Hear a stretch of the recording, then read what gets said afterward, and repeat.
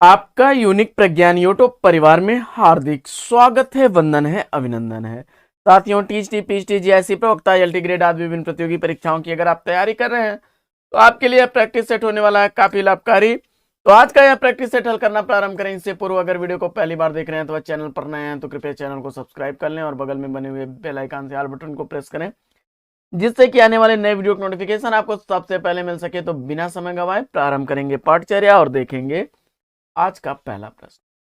भगवती चरण वर्मा का काव्य संग्रह इसमें कौन सा है, इसका आपको जवाब बताना है। तो आप जानते हैं कि यह महादेवी वर्मा की रचना है और विकल्प ए के साथ आप गए प्रेम संगीत, तो बिल्कुल राइट आंसर के साथ हैं आप। अगला प्रश्न है कि निम्नलिखित में से कौन सा कवि प्रेम और मस्ती का विधारा के अंतर्गत नहीं आता है। तो प्रेम और मस्ती का विधारा के अंतर्गत नहीं आने वाले कवि इसमें चयन करना है। तो बालकृष्ण शर्मा, नवीन, नरेंद्र शर्मा और रामेश्वर शुक्लांचल, ये तीनों लोग आएंगे, जबकि यह राष्ट्रीय काव्य धारा का प्रतिनिधित्व करने वाले रामधारी सिंह दिनकर, डी विकल्प इसका राइट आंसर हो जाएगा। अगला प्रश्न है कि पुष्प की अभिलाषा शीर्षक कविता किस कवि की प्रसिद्ध रचना है। यानी आपको बताना है कि पुष्प की अभिलाषा कृति के रचनाकार कौन है। और अगर आपने उत्तर में सेलेक्ट किया माखनलाल चतुर्वेदी जी को तो बिल्कुल भैया राइट आंसर के साथ हैं, बी विकल्प आपका एकदम सही जवाब है। तो फटाफट आंसर के साथ वीडियो को लाइक और शेयर भी कर दीजिए। निम्नलिखित में से कौन सी रचना दिनकर कृत नहीं है, इसका आपको जवाब बताना है। तो इसमें से कौन सी रचना है जो दिनकर की नहीं है, यह आपको बताना है।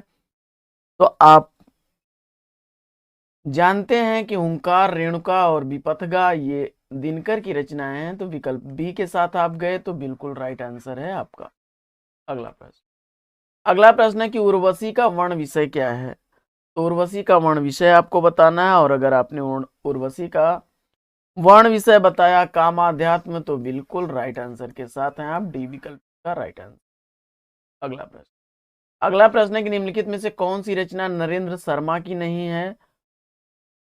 तो नरेंद्र शर्मा की रचना इसमें कौन सी नहीं है, तो विकल्प इसका जो है डी बिल्कुल राइट आंसर बनेगा, लाल चुनर।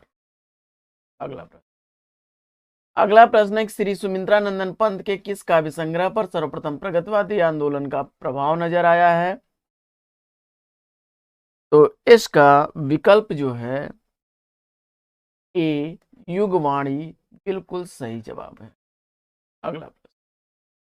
अगला प्रश्न है कि सोहनलाल द्विवेदी जी को किस धारा का कवि माना गया है। सोहनलाल द्विवेदी जी को किस धारा का कवि माना गया है, तो इसका जवाब हो जाएगा विकल्प सी राष्ट्रवादी काव्य धारा, विकल्प सी इसका सही उत्तर। अगला प्रश्न है कि छायावाद के समानांतर चलने वाली राष्ट्र सांस्कृतिक धारा के अतिरिक्त एक अन्य काव्य धारा थी, वह कौन सी थी, इसका आपको जवाब बताना है। अगर उत्तर में आपने सेलेक्ट कर लिया है प्रेम और मस्ती की काव्य धारा, विकल्प ए, तो बिल्कुल सही उत्तर। अगला प्रश्न है कि अंचल किस साहित्यकार का नाम है। तो आप जानते हैं रामेश्वर शुक्ल का नाम अंचल उपनाम है, डी विकल्प इसका राइट आंसर। अगला प्रश्न है प्रश्न संख्या 11 कि दिनकर जी की रेणुका की विधा क्या है। तो दिनकर द्वारा लिखी गई जो रेणुका कृति है यह काव्य विधा की रचना है, विकल्प ए के साथ आप गए बिल्कुल राइट आंसर। अगला प्रश्न है कि निम्न में छायावाद का घोर समर्थक पत्र इसमें से कौन सा था, इसका आपको जवाब बताना है और अगर आपने इसके उत्तर में चयनित किया है जागरण, तो बिल्कुल सही आंसर है आपका। अगला प्रश्न है कि एक भारतीय आत्मा किस कवि का उपनाम है। तो एक भारतीय आत्मा किस कवि का उपनाम है, इसका आपको जवाब बताना है और उत्तर में आपने चयनित किया विकल्प बी माखनलाल चतुर्वेदी, तो बिल्कुल राइट है। अगला प्रश्न है कि छायावाद को मधुचर्या किस आलोचक ने कहा है। छायावाद को मधुचर्या कहने वाले आलोचक कौन हैं, और अगर आपने उत्तर में सेलेक्ट कर लिया है आचार्य रामचंद्र शुक्ल जी को, तो बिल्कुल सही उत्तर के साथ हैं। अगला प्रश्न है कि हिंदी साहित्य में आधुनिक हिंदी साहित्य के सूत्राधार कौन है?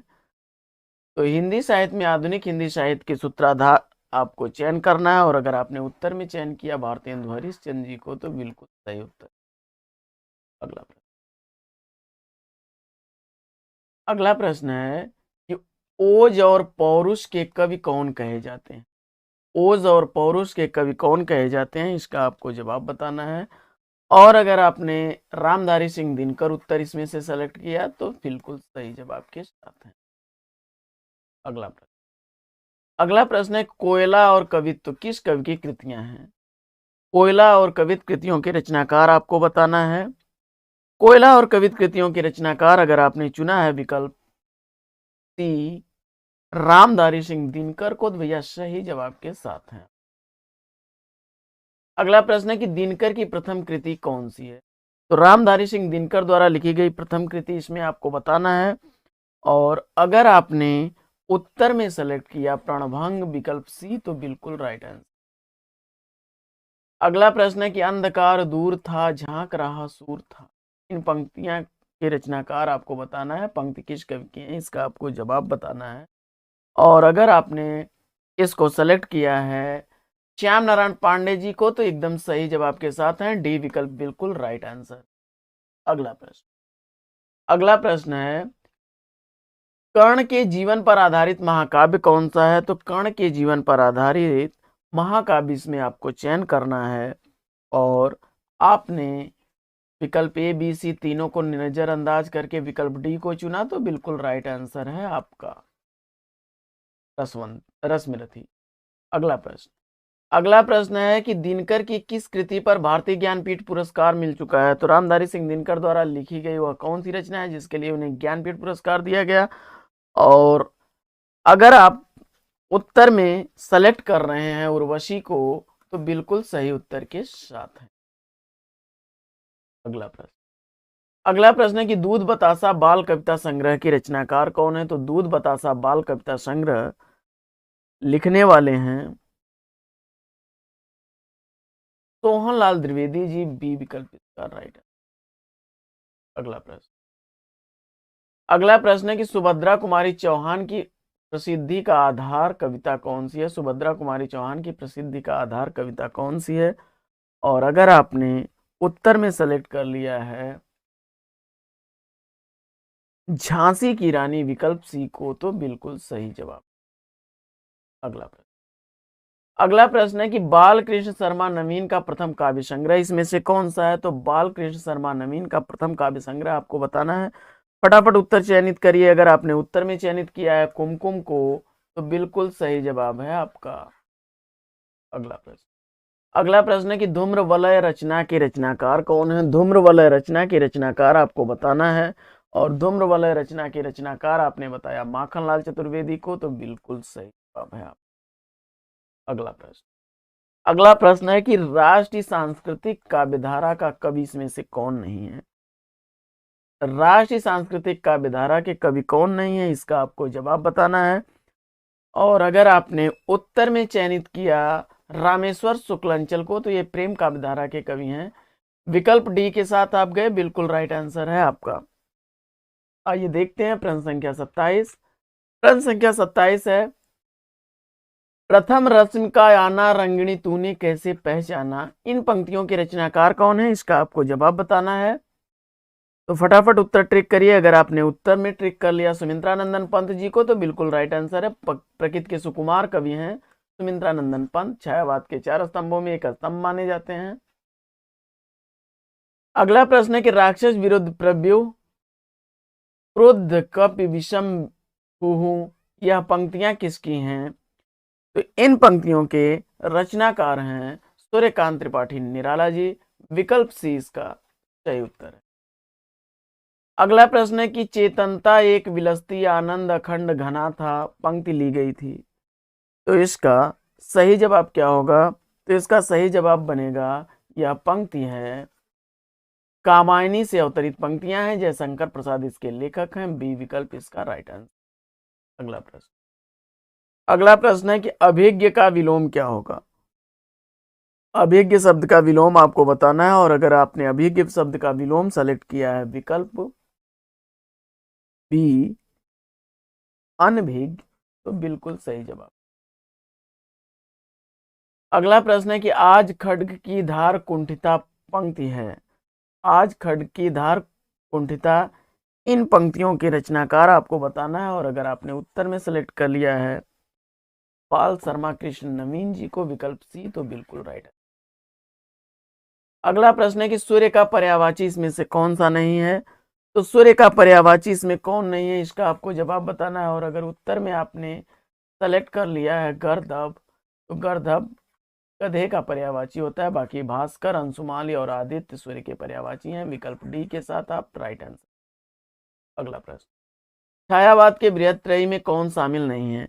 तो छायावाद की जो बृहत्त्रयी है उसमें जयशंकर प्रसाद, सुमिंद्रानंदन पंत और निराला की गणना होती है, जबकि महादेवी वर्मा की नहीं होती है। महादेवी वर्मा को छायावाद की चतुष्टयी में गिना जाता है। इसके अलावा वर्मा त्रयी अथवा लघु त्रयी में जो है राम कुमार वर्मा, महादेवी वर्मा और भगवती चरण वर्मा को गिना जाता है। तो विकल्प डी के साथ भैया राइट आंसर पर हैं आप। अगला प्रश्न, अगला प्रश्न है कि मैं नीर भरी दुख की बदली, उमड़ी थी कल मिटे आज चली। इन पंक्तियों के पंक्तिकार कौन है, या पंक्तियां कहाँ से ली गई हैं, किस कविता से ली गई हैं, इसका आपको जवाब बताना है। और अगर आपने शांत गीत से इसको बताया तो बिल्कुल सही जवाब पर है। महादेवी वर्मा की यह पंक्तियां हैं। अगला प्रश्न है घड़ी धीरे धीरे चलते, इसमें धीरे धीरे क्या है। तो घड़ी धीरे धीरे चलती है, तो चलना क्रिया की धीरे धीरे क्या है, विशेषता बता रहा है। तो अगर आपने इसमें सेलेक्ट किया है क्रिया की विशेषता बताने वाले शब्दों को क्रिया विशेषण कहते हैं। डी विकल्प इसका राइट आंसर है भैया, बिल्कुल सही जवाब। अगला प्रश्न, मोर का पर्यायवाची कौन नहीं है इसमें, इसका आपको जवाब बताना है। तो मोर का पर्यायवाची कौन नहीं है, इसका सही जवाब क्या होगा। तो आप जानते हैं कि के की कलापी और शिखंडी मोर के पर्यायवाची होते हैं, जबकि तनया जो है या पुत्री के लिए उपयुक्त होता है। विकल्प डी इसका राइट आंसर हो जाएगा। अगला प्रश्न, माँ का हृदय उपन्यास के लेखक कौन है। तो माँ का हृदय उपन्यास के रचनाकार हैं राम कुमार वर्मा जी। विकल्प डी इसका राइट आंसर। अगला प्रश्न है कि अधैर्य का कवि किसे कहा जाता है। अधैर्य का कवि किसे कहा जाता है, इसका आपको जवाब बताना है। अधैर्य का कवि कहा जाता है रामधारी सिंह दिनकर को। विकल्प बी इसका राइट आंसर। अगला प्रश्न है कि एक फूल की चाह कविता है, एक फूल की चाह कविता के रचनाकार कौन है। तो इसका जवाब हो जाएगा सिया राम शरण गुप्त। विकल्प सी इसका बिल्कुल राइट आंसर।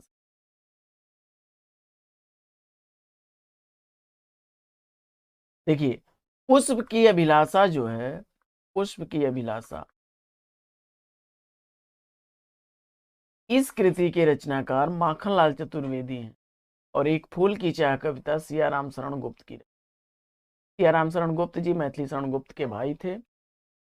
अगला प्रश्न है कि अस्थावर का विलोम आपको बताना है, और अगर आपने अस्थावर का विलोम बता दिया है जंगम, तो बिल्कुल राइट आंसर के साथ हैं आप। अगला प्रश्न है कि शुद्ध वर्तनी वाला शब्द इसमें से चयन करना है, और अगर आपने इसमें से शुद्ध वर्तनी के लिए विकल्प सी को चुना है तो बिल्कुल सही उत्तर के साथ हैं आप। अगला प्रश्न है कि राम की गाय बहुत काली है, इसमें बहुत शब्द क्या है। राम की गाय बहुत काली है, इसमें बहुत शब्द आपको बताना है क्या है। और अगर आपने इसको बता दिया है कि प्रविशेषण, जो देखिए विशेषण की विशेषता बताता है उसे प्रविशेषण कहते हैं। तो राम की गाय काली है, तो काली क्या है, गाय है। तो गाय की विशेषता कौन बता रहा है, काली, तो ये क्या हो जाएगा, विशेषण। और इस विशेषण की विशेषता कौन बता रहा है, बहुत, तो यह हो जाएगा प्रविशेषण। विकल्प डी के साथ आप गए, बिल्कुल राइट आंसर। अगला प्रश्न है कि लोटा शब्द क्या है। तो लोटा शब्द आपको बताना है, और आपने अगर लोटा शब्द को बता दिया है देशज शब्द, तो बिल्कुल सही उत्तर। अगला प्रश्न है कि आल्पीन शब्द क्या है।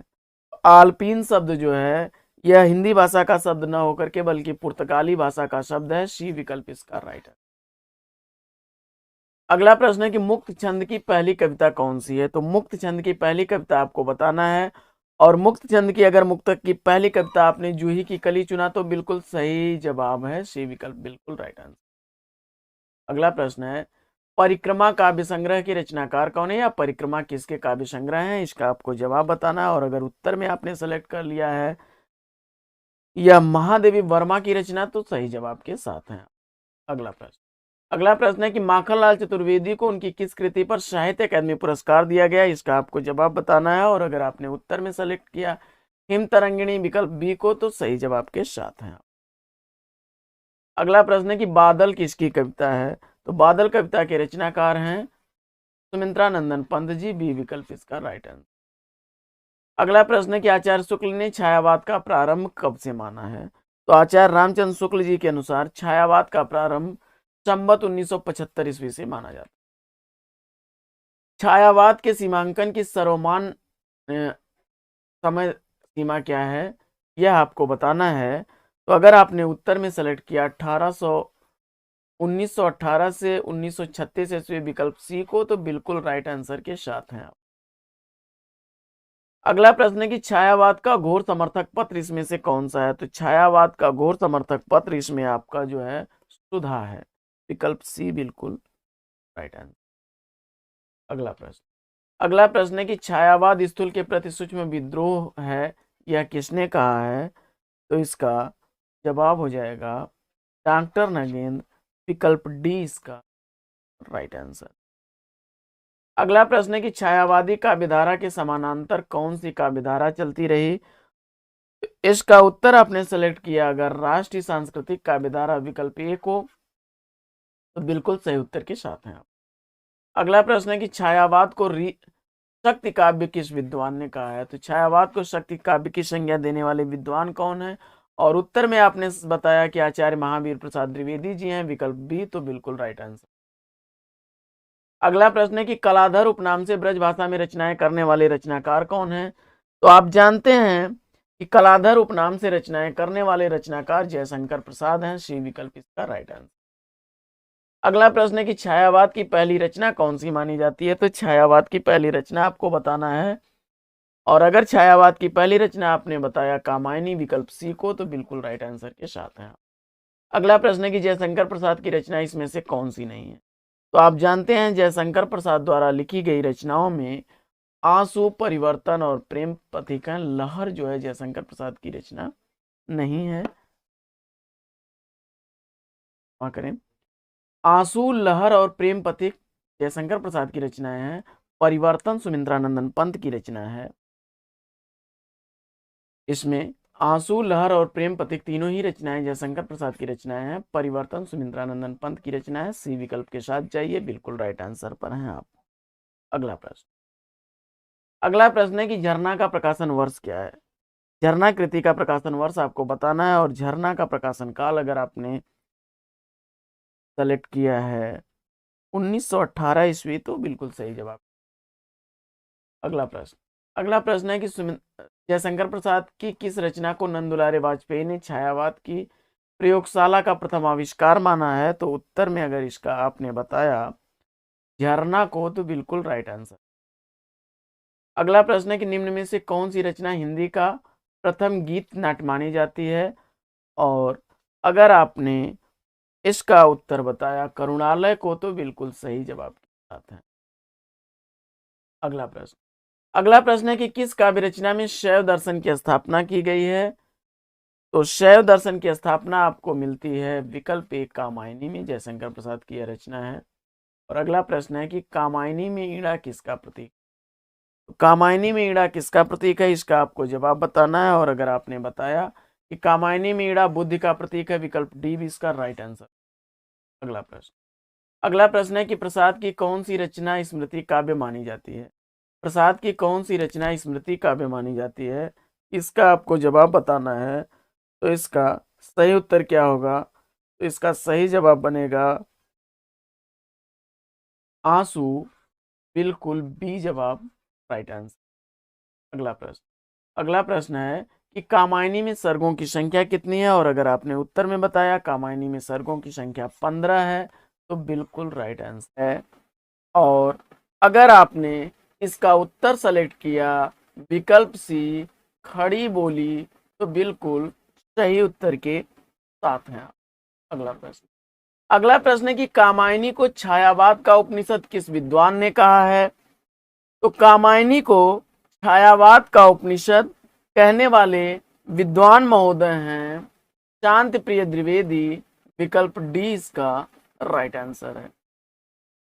अगला प्रश्न है कि किस कवि को आधुनिक काल में कठिन काव्य का प्रेत कहा जाता है? किस कवि को आधुनिक काल में कठिन काव्य का प्रेत कहा जाता है? और अगर आपने इसका उत्तर सेलेक्ट किया है सूर्यकांत त्रिपाठी, निराला जी को, विकल्प सी, तो बिल्कुल सही उत्तर है आपका। अगला प्रश्न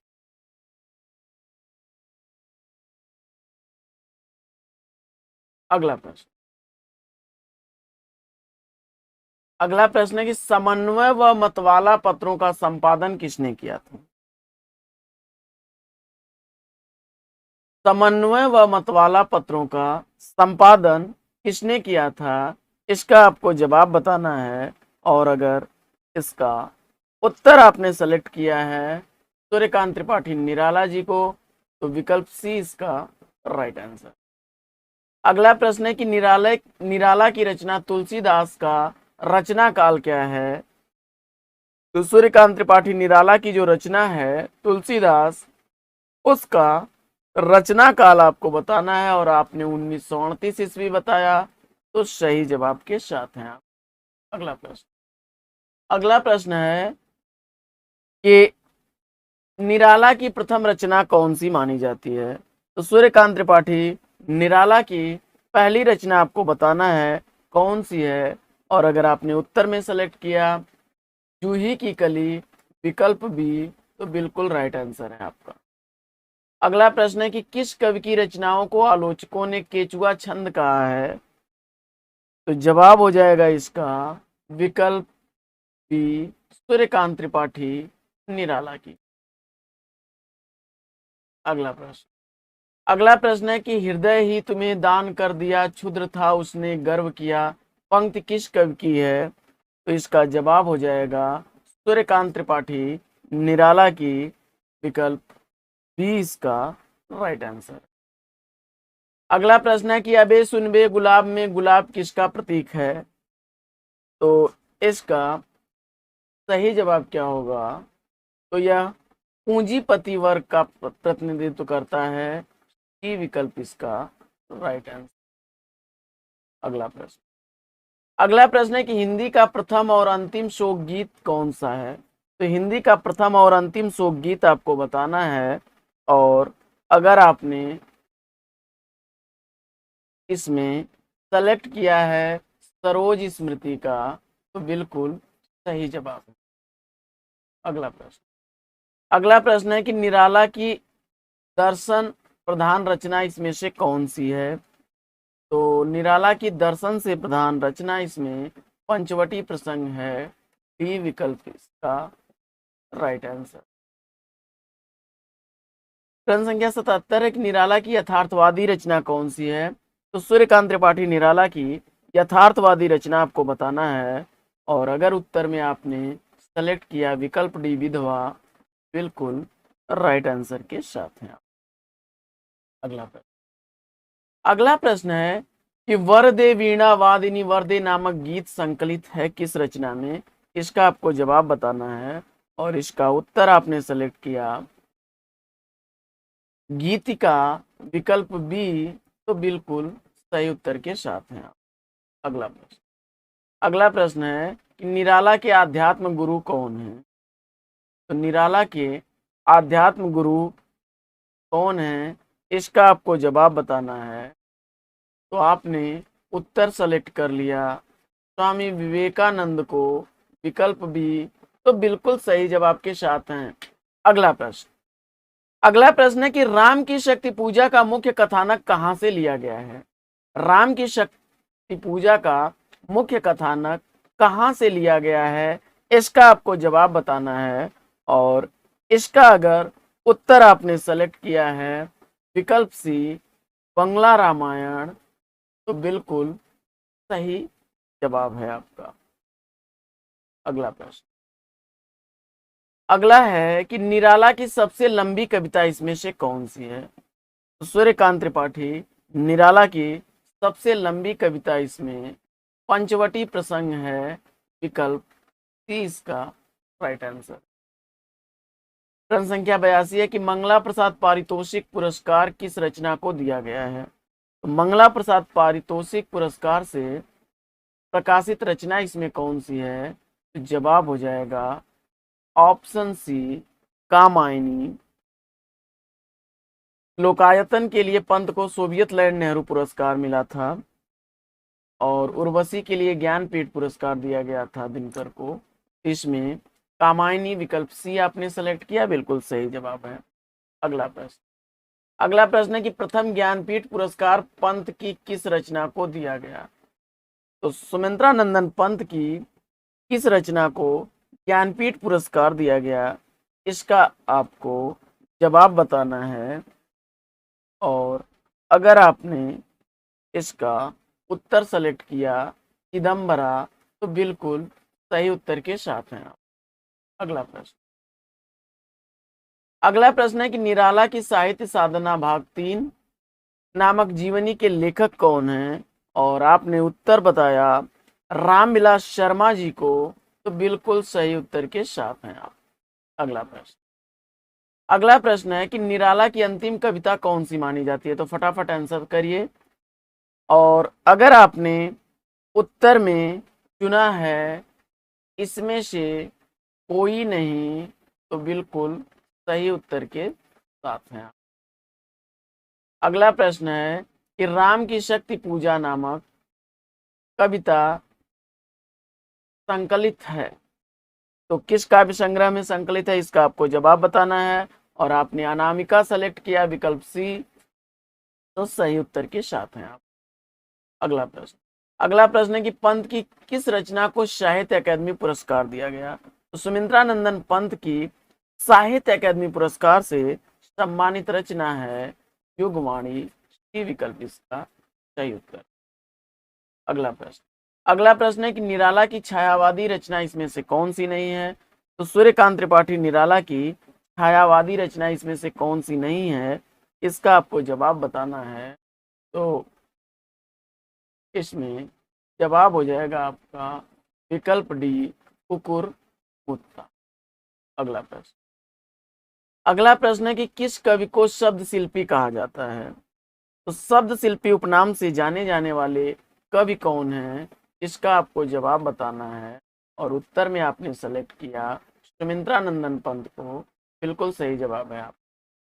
अगला प्रश्न, रूपाभ नामक पत्रिका का संपादन किस कवि ने किया?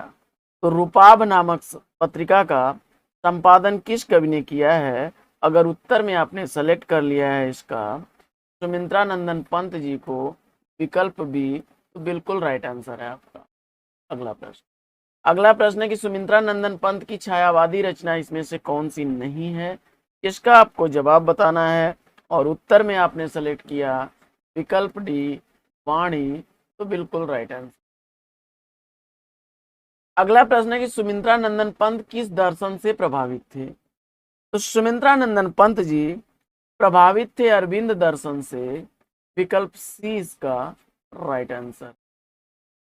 अगला प्रश्न है कि किस कवि ने प्रकृति का उद्दीपनात्मक चित्रण किया है?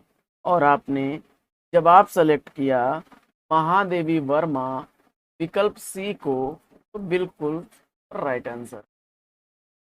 अगला प्रश्न है कि महादेवी वर्मा की पहली रचना मानी जाती है, तो महादेवी वर्मा की पहली रचना मानी जाती है इसमें से निहार, विकल्प सी, बिल्कुल राइट आंसर। प्रश्न संख्या 95 है कि अंतिमा काव्य रचना किसकी है? अतिमा किसकी काव्य रचना है? और अगर उत्तर में आपने सुमित्रा नंदन पंत विकल्प बी को चुना, तो बिल्कुल राइट आंसर है आपका। अगला प्रश्न है कि सोवियत लैंड नेहरू पुरस्कार किस रचना पर मिला है? तो सोवियत लैंड नेहरू पुरस्कार मिला है लोकायतन कृति के लिए, बी विकल्प इसका राइट आंसर। अगला प्रश्न है कि किस कवि को काव्य में सर्वाधिक गहराई पाई जाती है? किस कवि के काव्य में सर्वाधिक गहराई पाई जाती है? तो उत्तर इसका क्या बनेगा? विकल्प महादेवी वर्मा आपने सेलेक्ट किया है, तो बिल्कुल राइट आंसर है आपका। अगला प्रश्न, यामा में संकलित कौन सी रचना इसमें से नहीं है? यामा में संकलित कौन सी रचना नहीं है, इसका आपको जवाब बताना है। और अगर इसका उत्तर आपने दीप शिखा विकल्प ए चुना है, तो बिल्कुल सही उत्तर के साथ है।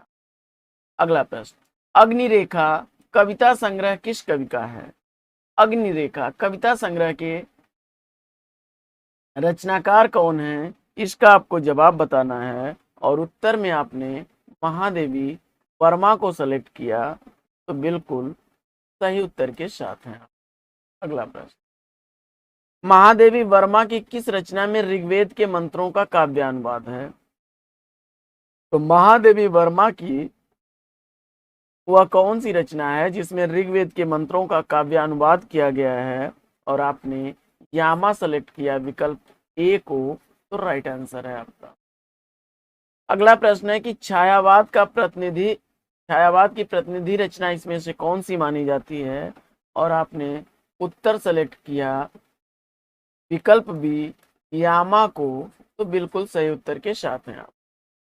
अगला प्रश्न है कि चांद नामक पत्रिका का संपादन किस रचनाकार ने किया? चांद नामक पत्रिका का संपादन किस रचनाकार ने किया, इसका आपको जवाब बताना है। और अगर इसका उत्तर आपने सेलेक्ट किया है महादेवी वर्मा ने विकल्प सी, तो बिल्कुल राइट आंसर है आपका। अगला प्रश्न, ग्राम्य गीतों के संकलन किस रचना में है, इसका आपको जवाब बताना है। और अगर आपने सेलेक्ट कर लिया विकल्प ग्राम्य बी को, बिल्कुल राइट आंसर है आपका। अगला प्रश्न है कि भावों की मुक्ति छंदों की भी मुक्ति चाहती है। यहाँ भाषा भाव और छंद 3 स्वछंद हैं। यह पंक्ति किसकी है? तो जवाब हो जाएगा, यह पंक्तियां कही गई हैं सूर्यकांत त्रिपाठी निराला जी द्वारा, विकल्प डी इसका राइट आंसर। अगला प्रश्न है कि मधु स्त्रोत रचना है। मधु स्त्रोत रचना के रचनाकार आचार्य रामचंद्र शुक्ल हैं। अगला प्रश्न है कि अन्याय जिधर है उधर शक्ति कहते छल छल हो गए नयन, इन पंक्तियों के रचनाकार कौन है? और जवाब में आपने सेलेक्ट किया सूर्यकांत त्रिपाठी निराला जी, विकल्प सी इसका बिल्कुल राइट आंसर है। अगला प्रश्न है कि मिटाता रंगता बारंबार कौन जग का वह चित्र आधार, यह पंक्तियां किसकी हैं? और आपने जवाब बताया क्या महादेवी वर्मा की पंक्तियां हैं, विकल्प ए, तो बिल्कुल राइट आंसर के साथ हैं।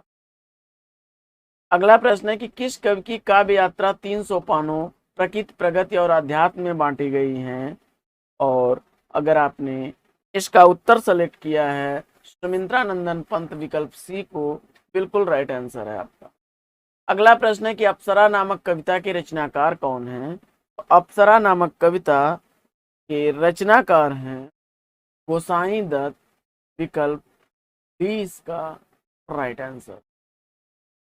अगला प्रश्न है कि प्रथम रस्म का आना रंगनी तूने कैसे पहचाना, यह पंक्तियां किसकी हैं?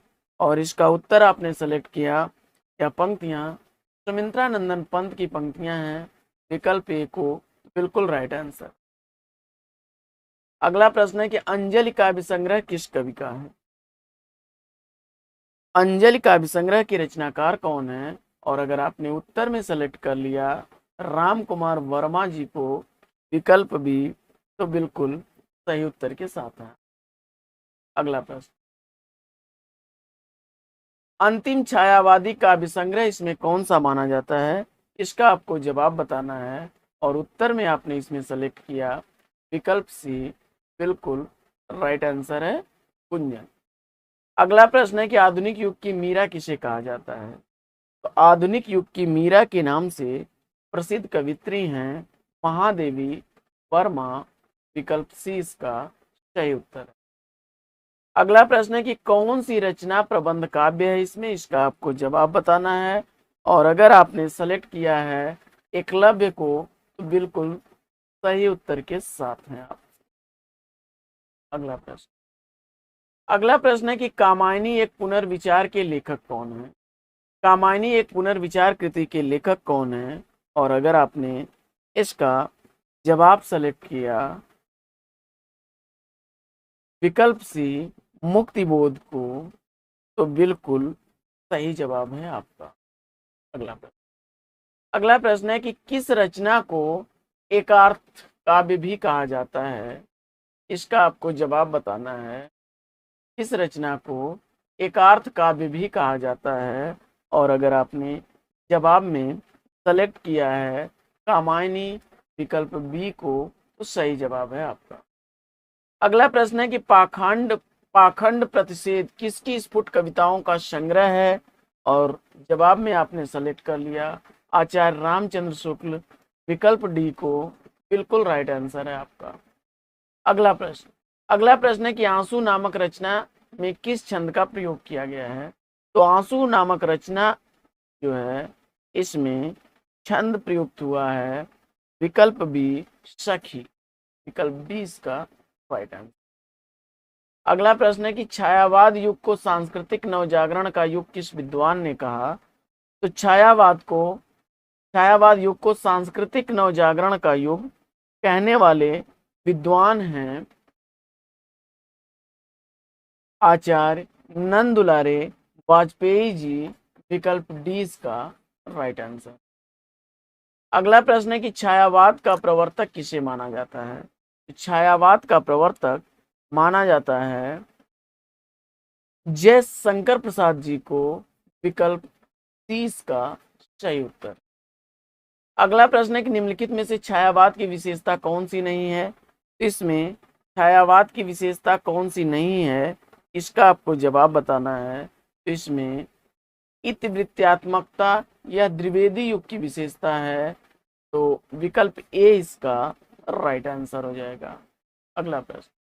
अगला प्रश्न है कि रूपरास किसकी रचना है, और अगर आपने रूपरास कृति के रचनाकार सेलेक्ट किया है राम कुमार वर्मा जी को तो विकल्प सी इसका बिल्कुल सही जवाब है।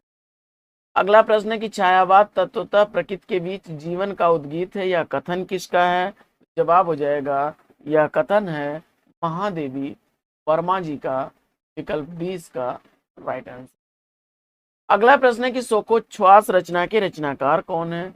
तो शोकोच्छ्वास कृति लिखी गई है जयशंकर प्रसाद द्वारा, विकल्प सी इसका राइट आंसर। और कविता को भाव योग की संज्ञा किसने दी है। तो कविता को भाव योग की संज्ञा देने वाले हैं आचार्य रामचंद्र शुक्ल जी, विकल्प इसका सही उत्तर है। तो साथियों यह पाठचर्या कैसी लगी, अगर वीडियो अच्छा लगा हो तो वीडियो को लाइक करके दोस्तों में शेयर कर दीजिए। चैनल पर अगर पहली बार हैं तो चैनल को सब्सक्राइब कर लीजिए। तो फिर मिलते हैं आपसे अगले वीडियो में एक नए प्रकरण, एक नए टॉपिक, एक नए अंदाज में। तब तक के लिए लेंगे आपसे विदा, लेकिन आपसे लें हम विदा उससे पूर्व आप वीडियो को लाइक और शेयर कर दीजिए। चैनल पर अगर पहली बार हैं तो चैनल को सब्सक्राइब कर लीजिए और बगल में बने हुए बेल आइकन से ऑल बटन को भी प्रेस करिए, जिससे कि आने वाले नए वीडियो का नोटिफिकेशन आपको सबसे पहले मिल सके। और वीडियो से संबंधित पीडीएफ प्राप्त करने के लिए आप हमारा टेलीग्राम चैनल यूनिक प्रज्ञान ज्वाइन करें, जिसका लिंक आपको वीडियो के डिस्क्रिप्शन में मिल जाएगा। अथवा आप UNIQUEPRAGYAN टाइप करें और टेलीग्राम चैनल को ज्वाइन कर लें। तो साथियों फिर मिलते हैं अगले वीडियो में एक नए प्रकरण, एक नए टॉपिक, एक नए अंदाज में। तब तक के लिए लेंगे आपसे विदा। आपका जीवन मंगलमय हो। वेस्ट विशेष वेस्ट आप लग। जय हिंद साथियों।